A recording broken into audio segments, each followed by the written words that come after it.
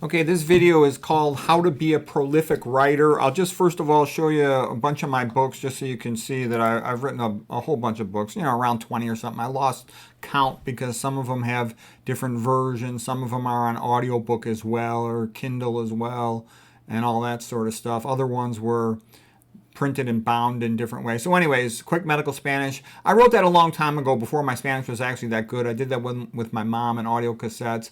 Medical Student's Guide to Top Board Scores. The dean of my medical school wrote a foreword for that. I really liked him. That was Dr. William Wallace.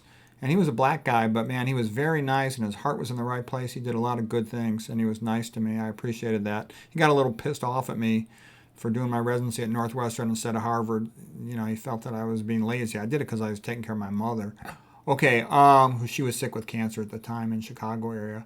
Okay, straight A at Stanford on to Harvard, the student version. That shorter version is better for like high school and college students. A more serious person could take on the bigger version over here. It's about twice as long. And then this is me as a surgery training course. Here, as I wrote the textbook of interventional radiology, top 100 procedures with this company. Emersys Elsevier was the best radiology publishing company. It was translated into other languages, including Spanish there. My favorite series of books is I wrote a trilogy, starting out with A Tale of Two Toes and a Hot Tub. And that was sort of a parody spoof of Jonathan Swift book about a hot tub that was sort of a joke about religions, but it wasn't about religion at all. It was all about patience. And that's actually, a lot of people think that's the funniest book I've ever written. I've had a lot of male doctor friends just tell me that was the funniest book they ever read in their life. And also, I know some female doctors that read it, and the female doctors, they look at me and they just start laughing at me because they think that book was so funny. Hot Topics with clinical, because basically it's all the jokes that I came across in my imaging surgery guided days, interventional radiology days. Hot Topics in Nutrition with Clinical Correlation, more of the same but a little more serious, and then Journey to Optimal Health. I thought those books were really about my best writing ever. The only thing is I didn't know how to draw on a computer at the time I made those books, and that's why I've continued to write more about those things. Plus, I've learned more since then. Ischemic spine, most common cause of back pain. I wrote that one because to explain the spine, all the spine textbooks stink, and my ideas on the spine could not get published in the medical journal. I've been kind of pissed off that in medicine, the smarter you get, the more the system hates you. The system is based on generating money, and it does not like smart doctors who change a paradigm. That is not welcome. The big players who run the system are making a lot of money off the common paradigm. So a smart doctor comes along and can improve it, and they're like, do we make money off this? If we don't make money off of this, then shut up. They have no interest in it. And it's been my frustration that, I sort of was sad when I was younger because I got injured and hurt my wrestling career, and I wanted to have a great medical or scientific career. And I got to the point where I can see things in innovative ways that improve things for patients, but no one cares. It's weird, but healthcare is a weird business. It's all about making as much money as you can off the patient, and the higher you move up to the levels, the more absolute contempt one sees for the patients. Big pharma, they're making their money, and they don't want any new ideas coming in unless it makes money for them. There's a tremendous blockage of knowledge in medicine. It's like unbelievable, and it comes down to the simple quote. You match the ill to the pill and you send the bill, you make money. On the other hand, if you cure a patient, you lose a customer. That's bad for business. It does not want to cure the patients. It's bizarre, but that's a true thing. Okay, and it hates people like me, geniuses who can know how to make things better. It does not want people like me talking. Basically, if I had to say what is the message that conventional medicine has sent to me, it's like, shut up, smarty pants, and don't talk too much or we'll make your life worse. That's kind of the message I've gotten from conventional medicine. Okay, I wrote this book, The Holy Grail of Wisdom Quotes, because I've collected quotes ever since I was in my 20s, and I have tons of them. That book is about 700 pages, but I got thousands of them, and I only put the best quotes into that book, but I also use that as a notebook. It helps me to remember historical events and biographies. I studied all the geniuses, as many of the great men as I could of history, etc. This one, Rhyme, Rhetoric, and Logic, came out of me wanting to become a better writer, because I had some friends that were lawyers and stuff like that, and when I wrote my first early books, they would tease me about the writing. I got in the habit then of self-publishing books because it's so much faster. I work a lot. I work full-time as a clinical physician. I know tons of doctors, and out of all the doctors I know, only one of them wrote a a vascular surgery, a cardiology and peripheral vascular disease book. And I mean, I know other doctors have written books and stuff, but I'm telling you, it's rare for a doctor to write a book. Okay. Poor Man's Way to Prevent Dementia and Raise IQ. It's like the best book ever written on the brain. I know it. I know the Ivy League textbooks and they suck. Okay. Poor Man's Way to Fight Cancer.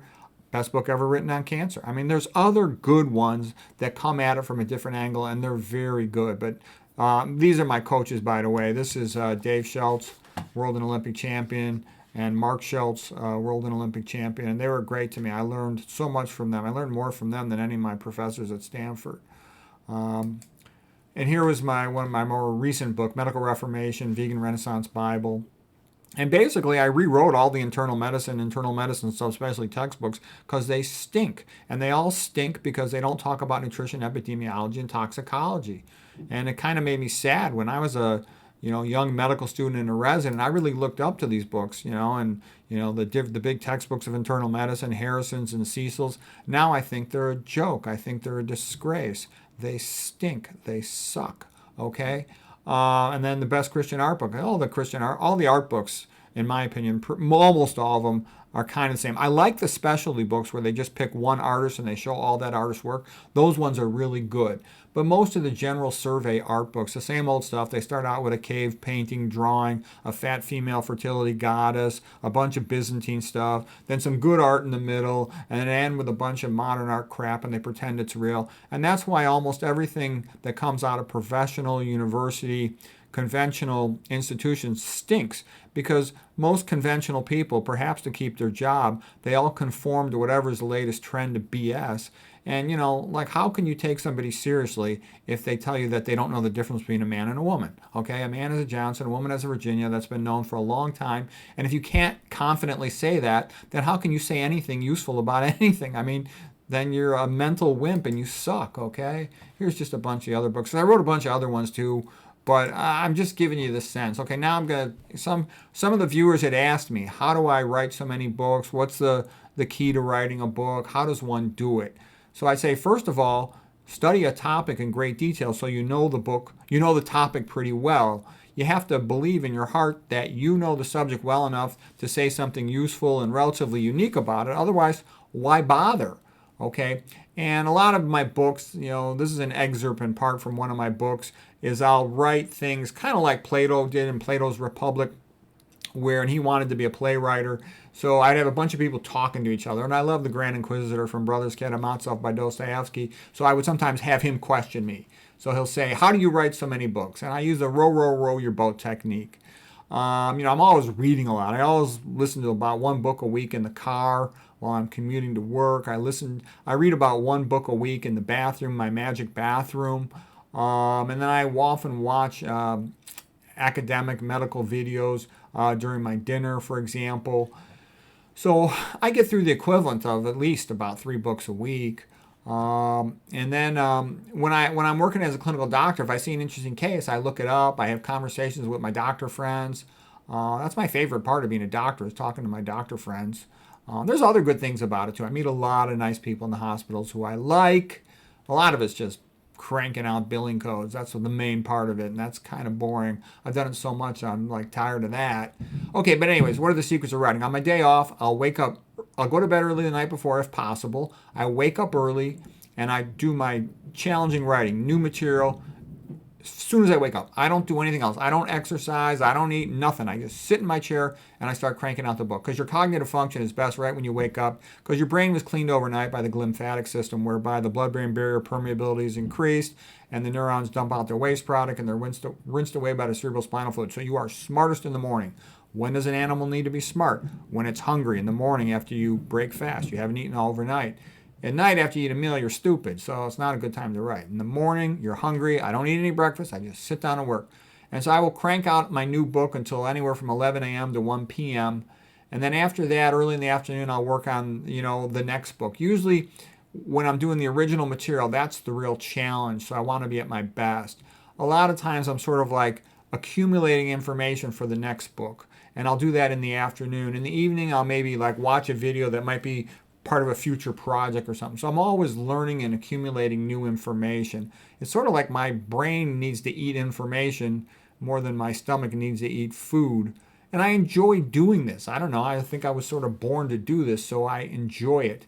And at one time, right when this whole, you know what situation, infection situation arose, nobody knew how many people were going to live or die. If you look at the plagues in, Italy and something, a third of the population would die or something. So I had like 6 books in my head I wanted to write that year.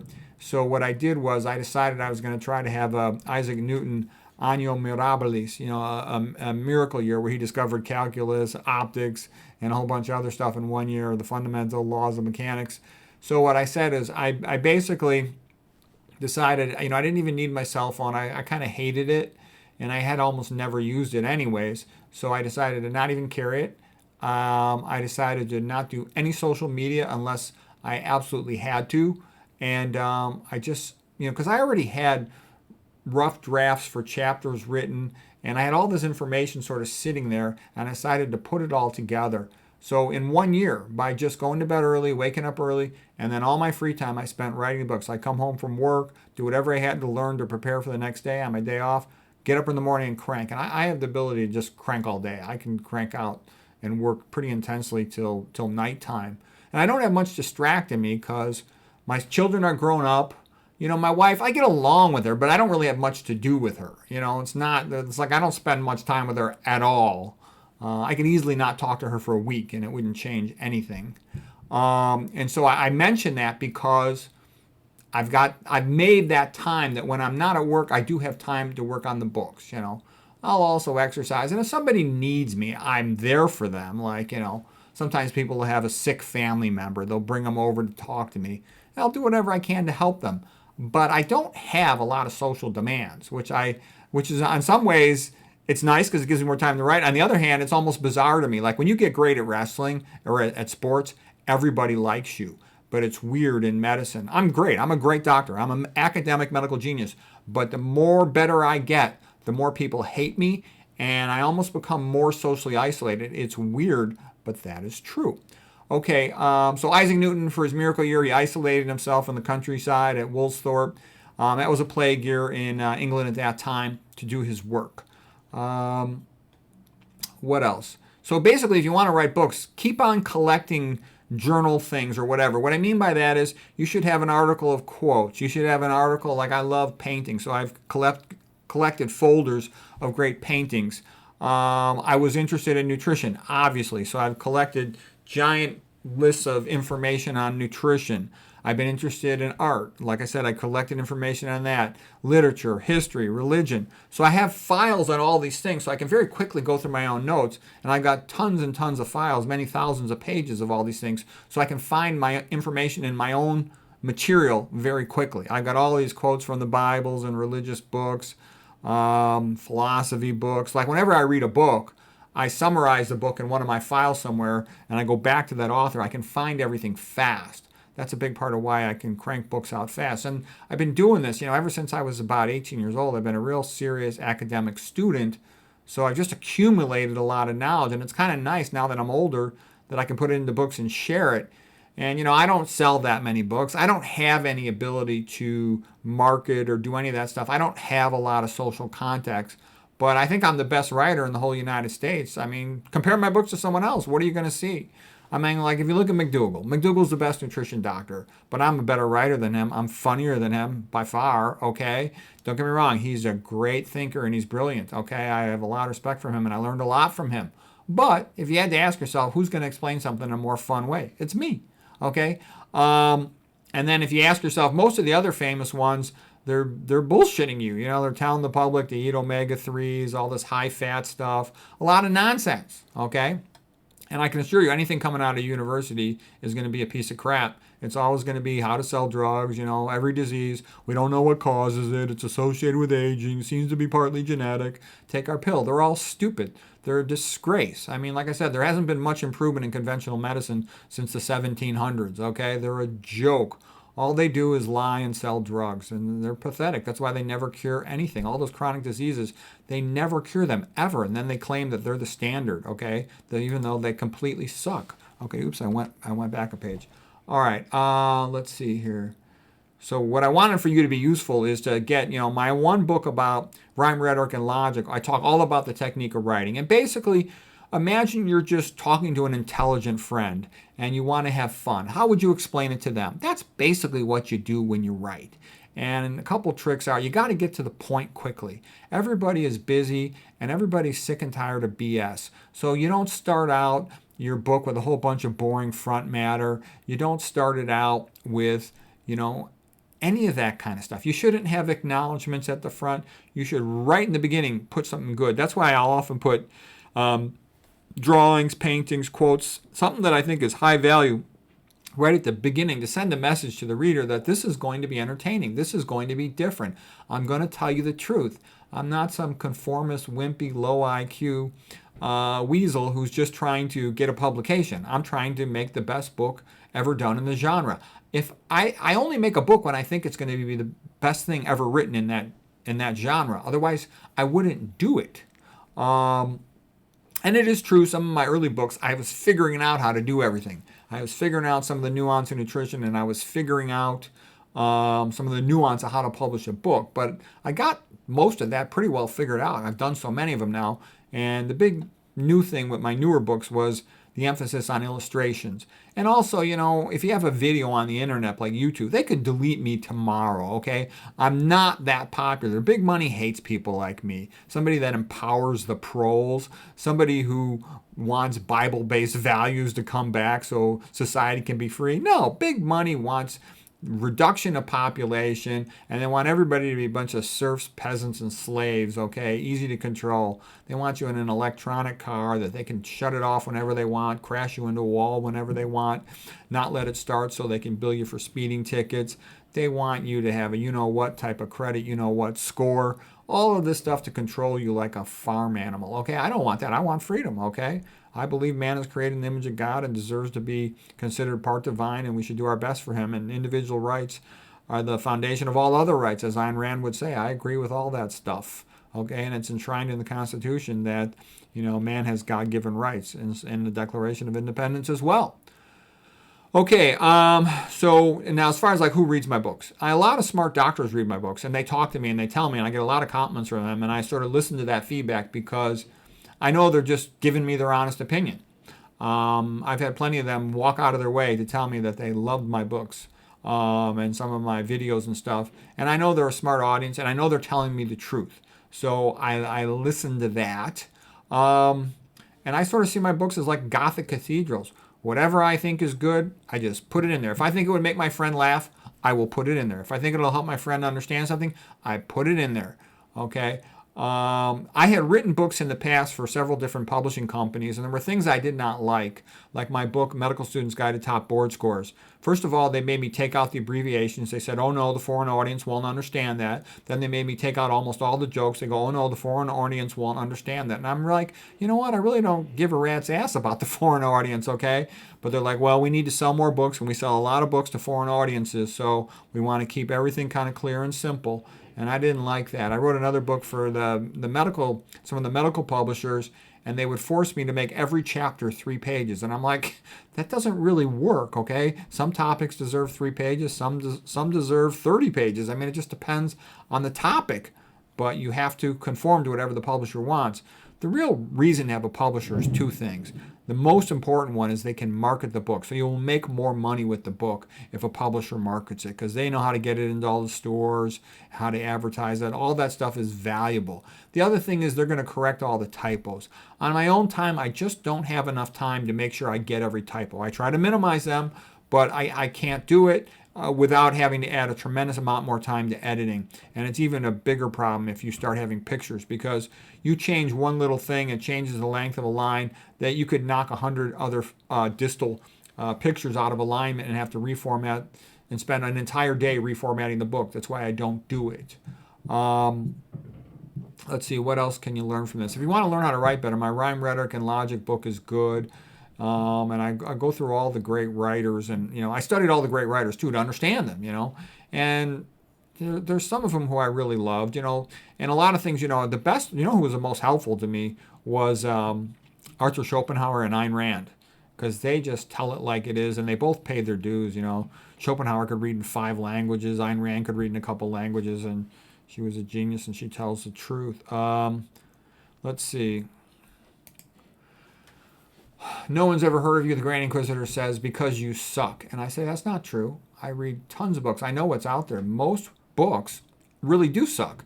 Most books, they waste your time with tons of boring front matter, and then they really don't have much to say. So it's almost like they're trying to hide what they have to say in the middle of the book, so you'll buy it and you'll keep reading. But they try to take 10, 15 pages of information and make it into 300 pages, and they just waste your time. And like Schopenhauer said, if they don't give you something good within the first 2, 3 pages, you might as well throw the book in the garbage can, because the rest of it's going to be a waste of time. A good writer gives you something entertaining or interesting, usually on the first page.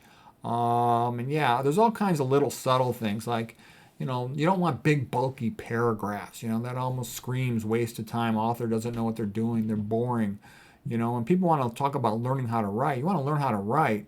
Watch comedians, give their stand-up routines. A good writer should be entertaining. And think about teachers that were good teachers. They're kind of theatrical.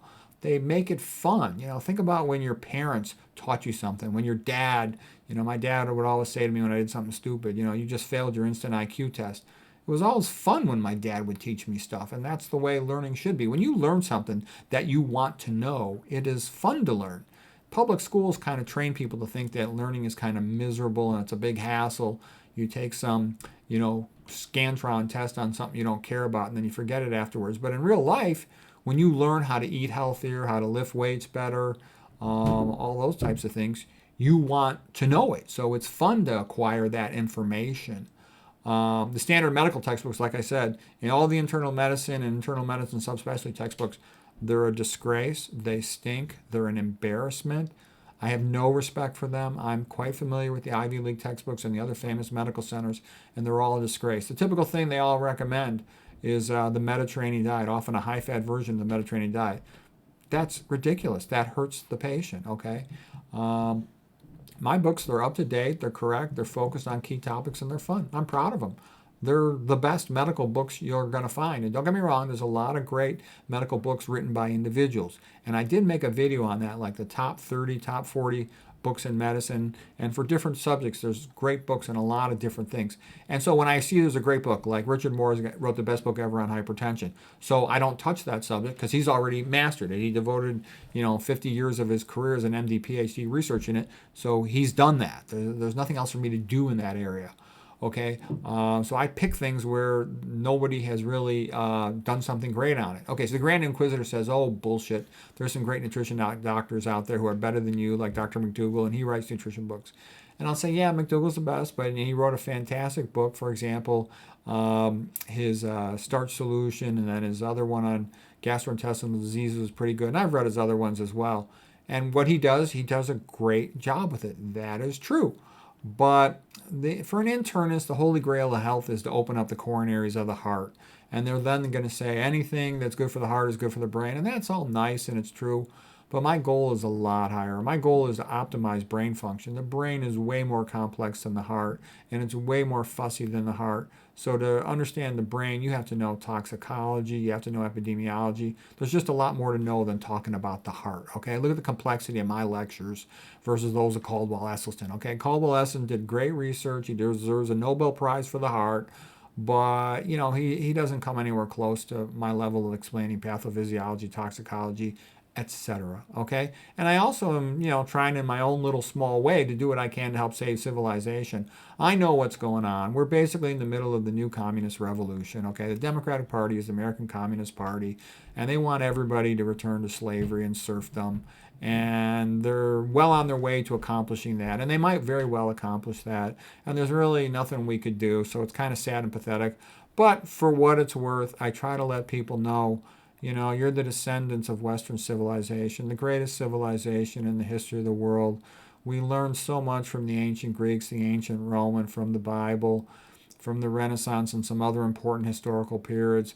Why don't we, build on that knowledge and continue to make things better? All of this modernism stuff, it stinks. It's a lie. It's gaslighting from the cow moon East party to just destroy things, okay? Modern art is a joke. It's fake. It's the emperor's new clothes. It's an embarrassment, okay?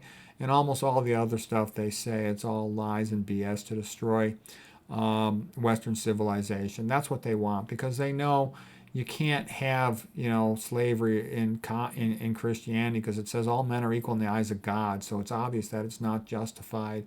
And once you have the role model examples of Jesus Christ and the saints, you're not going to tolerate all this BS about slavery and brutality and cruelty and authoritarianism. Okay, so that's why they want to first priority is get rid of all the Christians. Okay, so what else? And yeah, I had a real unique background in medicine. Not only did I get surgical internship, but I did all kinds of weird things. I even ran an acupuncture clinic at one time, a spinal injection clinic, a whole bunch of stuff. So I just got tons of experience, and I loved anatomy, pathophysiology, biochemistry when I was young, and I was like one of the best students, if not the best in the whole United States. So I had a deep knowledge of these things. I sort of feel like, like Ian Fleming was a perfect person to write James Bond. I'm the perfect person to write about nutrition. And I know that I don't sell that many books on my self-published books, but I know they're the best too, so I'll continue to do them. I see the world a lot like St. Augustine did in this context. He's actually not one of my favorite saints, but I do like what his quote was. He said, wrong is wrong even if everyone's doing it. Right is right even if no one's doing it. So I will continue to teach about Christianity, about Western civilization, about the low-fat vegan diet, and about whatever I think is good for people, okay? Because I want to be the best doctor. I mean, I know I could never be famous. I know I will always be, kind of blocked out from things. Notice that conventional doctors, to my face, they give me tons of compliments. I've had some of the best conventional doctors you could know in my area tell me that I'm a genius, that I'm the only person that really understands disease well. I've had other researchers like Sloop said, out of all the people in the world he's ever met, I have the best understanding of complex pathophysiology, the most accurate, most comprehensive. But nobody invites me ever to speak in front of a conventional medical audience. They never do. Nobody invites me almost everywhere. And then like most of the nutrition community is kind of wimpy, and they don't invite me ever anywhere either. There's very few people that offer me interviews. I pretty much accept all of them that they offer because I know no one else is going to offer them to me. Most of them, they're selling supplements or something, and they're afraid I'll contradict one of their supplements. I would never do that intentionally, but I think that's their rationale because I know a lot of the well-known ones will not interview me, and I think that's why is my guess. Okay, like I said, too, because I have a deep understanding of biochemistry, toxicology, I can see connections between different fields that most people don't know. You don't learn anything about nutrition, epidemiology, toxicology in med school or residency. So part of what I'm saying about being a prolific writer is you have to know a lot of stuff. So I've been studying, religion, history, literature, medicine, nutrition for many years, and I'm very interested in it. Like Goethe had said, in order to learn a complex subject, a man must love it. I love all this stuff. I wish I could make money doing this, but I can't. I can only make money as a conventional doctor in a significant way, so that's why I keep doing it. I got a kid in college and I got a kid in grad school, so I got to pay their tuitions. I feel obligated to do that. Okay, so the Grand Inquisitor says, you certainly do have a different style. Your jokes and rhymes are unprofessional. Okay, and then I said, yeah, thank you very much, Herr Salieri. There's always mediocre scumbags that are always trying to drag you down. And I don't go for that typical stereotype dopey doctor personality. Doctors have to be that way because, most patients that see a doctor are cognitively slow. The audience for this YouTube channel is real smart, motivated people who want to learn. That is not the average patient. The average patient's like 60 plus years old, mentally slow, hopeless, has zero chance of ever being cured because they're too mentally slow and lazy and incurious to ever go back and learn vegan diet and change their habits. Okay, so they just get drugged like crazy, surgerized like crazy, sent for tons and tons of tests. All right, so what I'm trying to say is that's the audience that most doctors interact with. That's the audience that the medical system focuses on, taking as much money away as possible from these pathetic old people and then pushing them to a premature death. Okay, so there's not an audience for somebody like me that much. I'm fully aware of it, but I don't have to behave that way, so I can just kind of be myself as much as that's possible. There's certainly plenty of things you can't say in a mainstream location, and there's a limit to what you can say in a book, and I've had some people get pissed off at me for some of my books, but it's because they're jerks. It's not because of anything I did. Let's see. I think I'm doing exactly the right thing that I should be doing, is trying to help people by writing my books. And I do think I should be joking around. I think that's completely appropriate for me. Average people, and other people say, why do I write in such a complicated way? And I'll say it's because I don't write for average people. I write for smart people. Average people don't read. Why should I care about somebody with an average IQ of 100 when I know people at that IQ level will never read one of my books? And not only do most people don't read, they're functional illiterates. Most of my doctor friends don't read. They all say they're busy, they're exhausted, and they do work a lot and they're tired and they're exhausted. Okay? If I look at my male doctor friends, the ones with IQs around 130 probably read about a book a month. 140s maybe 2 books a month. Grand Inquisitor, aren't your books all kind of the same, a bunch of kitsch? No, they're not. Like I said, the average IQ of the public is probably around 90 to 95, whereas, to understand one of my books takes an IQ probably, to really understand it well, an IQ of at least 130, and the complex part's like 140. So 140 is about average for a Harvard graduate. That's a rare audience. I do, have some common themes, of course. Those are the things I'm interested in. These are the things I know. Study skills, cognitive optimization, and then all the other stuff. Literature, history, philosophy, religion, art, nutrition, and health. Pathophysiology. Okay, so Grand Inquisitor, don't you get it? The more you teach, the more books you write, the more YouTube videos you make, the more you will be hated. That's actually true, but there's nothing I can do about it. It's either, be a conformist, wimpy mediocrity, which doesn't fit me, or accept the fact that conventional medicine will hate me more and more. And I think conventional medicine hates me, but I'm just not important enough. I don't have that much influence on the public or society, so they don't bug me too much. And when at the few times where I do get feedback from them, it's always "shut up, you scumbag." But it's not. I'm just not that important enough. Somebody who's got millions and millions and millions and millions of views. Like look at Jordan Peterson. Okay. He is favored by the algorithm because look what he tells everybody. He tells everybody, psychiatric drugs are good. The truth is they cause lobotomy. He tells everybody that they should eat meat all the time. That's complete stupid nonsense, but that gets promoted. Somebody like me who says psychiatric drugs cause a lobotomy, so that's going to lead to selling less drugs, that, you shouldn't eat any meat at all. That's going to, see, those things get you kind of blocked, okay? Grand Inquisitor, remember what Ayn Rand said. True scientists are essentially loners. They pursue knowledge for the sake of knowledge. A scientist who discovers knowledge and shares it to the benefit of others is the greatest benefactor of mankind. Such men should be considered heroes, but such men are not regarded as heroes. They are the most hated, blamed, denounced men in so-called humanitarian society. Ayn Rand. Yeah. As a matter of fact, the more a doctor tells the truth, the more likely that doctor will have their medical license taken away from them. That is true. That's been proven over the years in history. The medical system does not like smart doctors that try to improve things. They get their butts in trouble. So I try to, do everything I can, but I don't push it that far. I could push it that far, but I don't see how that would be beneficial. I tell you what you need to know as far as what I can tell you. I've told you, if you watched all my videos, you can see I've explained things to you. If you have the ability to grasp them, I pretty much covered most subjects. Okay, so why do you self-publish? The Grand Inquisitor continues with his questions. Why do you self-publish books that no one will read?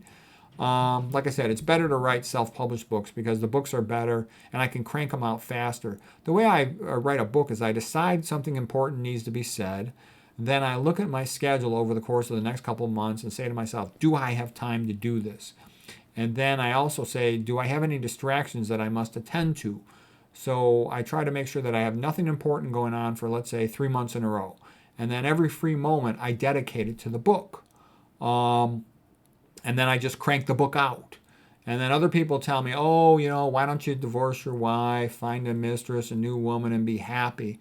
And I'm like, it's so difficult to deal with women at my age. I'm 60 years old, okay, that I'll just write my books, because statistically, the odds of me finding a woman I'd be happy with who's single and available and lives near to me is like next to zero. Because that's a lot like people have said stuff to me like that. Like my kid comes up to me and he says, Dad, why are you so happy? Out of all the people in the family, he says, you have the worst life, but you are the happiest person. Why is that? And I'm like, a horse is happy when he runs. I was sort of born to be an academic scholar, so I'm happy when I'm doing that. I just wish I could, not have to work in conventional medicine and still have enough money to pay for all the things I want to pay for. That's why I still do it, because conventional medicine, as stupid as it is, you show up, you generate a bunch of billing codes, you get paid. Whereas on this other stuff, you could write the best book, make the best video, but you don't get, hardly anything for it. So, and like I said too, self-published books are better. If you look at the most famous books in history, most of them have been self-published, and by exiles or authors that were excluded from society in some way. Boethius when he was in prison, Copernicus publishing posthumously, Newton who was secluded and isolated, almost fired from Oxford for being a heretic, Schopenhauer who was a social isolate, Voltaire in exile, Locke in exile, okay? That's where a lot of the best books come from. Machiavelli was in exile. Because an exile author has more perspective a lot of times. So in a sense, I'm a little bit socially exiled. I'm a little bit estranged from my wife. I'm a little bit estranged from conventional medicine. I know I'm right. I know I'm the best at the things that I do. I'm disappointed that society is not more enthusiastic about my work, but I know I'm right, so that's why I continue to do it. And I know too, like the few doctors that I do get to talk to and discuss these things, they all tell me. I work with a lot of people in the neuroscience community. They're like, Pete, you're absolutely right. Your theories are the best. Your lectures are the best. I don't think the journal's going to want that, but it's the best. My theory is of spine disease. My theory is of brain disease. Okay. Let's see. What else? Let's see. Anything else? Like the university systems are a joke. When I hear a guy as a college professor, I kind of like in my mind's eye think he sucks. There's tons of good information buried in the scientific literature, and I've been able to go through it in my free time and figure out lots of things. And lots of discoveries come out of that. When you look at the discovery of the structure of the DNA helix, for example, by Watson and Crick, what they did was they just read the papers on it, and Pritikin had pointed this out. What did Pritikin do? Pritikin just went through the literature intelligently. It's surprising, but almost no one does that. Okay. Let's see here. Okay, I've pretty much talked about all these medical books before, but that's essentially how you do it. You study a subject in great detail from all the different perspectives till you have a deep understanding of it. You try to get some personal experience with it. You try to find somebody else who's got experience with it, and you talk with them. Like when I was trying to understand atherosclerosis, I contacted Sloop, the greatest atherosclerosis researcher in the world. I read all the stuff by all the other ones, including Haveritz, the surgeon's theory, including, William Roberts, all the papers. Plus, I had tons of experience working with vascular disease for many years. So anyways, you know the subject well, and then you figure out, as you read all the literature and books on the subject, and you ask yourself, has anybody else written this? And if no one else has, then you go for it, okay? And you just have to be super intense and focused. Unless you've got a lot of free time, and most of us don't, that's how you generate it. Let's see, what else is there left to say? Well, I'll give you a conversation here with a doctor just to give you an idea of like what it's like with other doctors. So a young lady, this was many years ago when I was young, a lady doctor said to me, she's a little bit older than me, she said, why do you study so much? You don't have to know all that stuff. You don't need to read in all those other fields. All you have to do is follow the standard guidelines and you will make a lot of money. And then she said, practicing medicine is like selling hot dogs. You sell more hot dogs, you make more money. And I was like, I couldn't believe it. I was like, selling hot dogs? Are you fucking kidding me? I didn't give up my whole life so I could sell hot dogs. I could do anything academically. I could have gone into any field and done anything I wanted. There's no limits on my academic ability. If I just wanted money, I would have gone into business, become a CEO or something. I chose medicine because I knew I had a great mind for it, and I would try to become great, in medical science. I had a sense of mission every day that made me jump out of bed in the morning and want to achieve things, okay?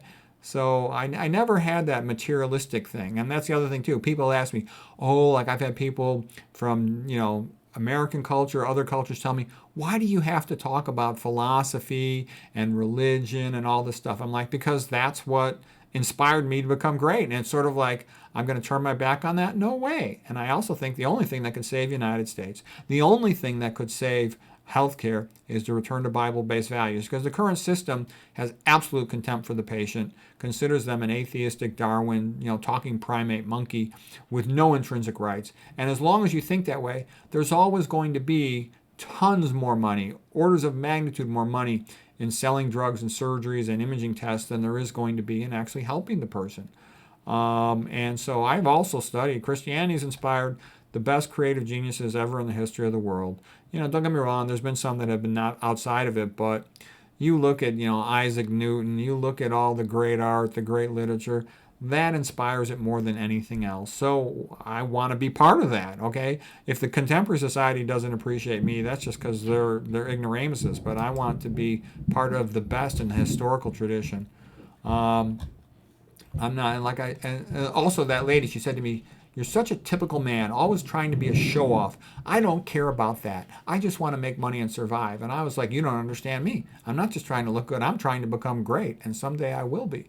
And I actually ran into her at a meeting, and she's kind of a wealthy woman. Also, I said to her at the time, I said, "You're a beautiful woman.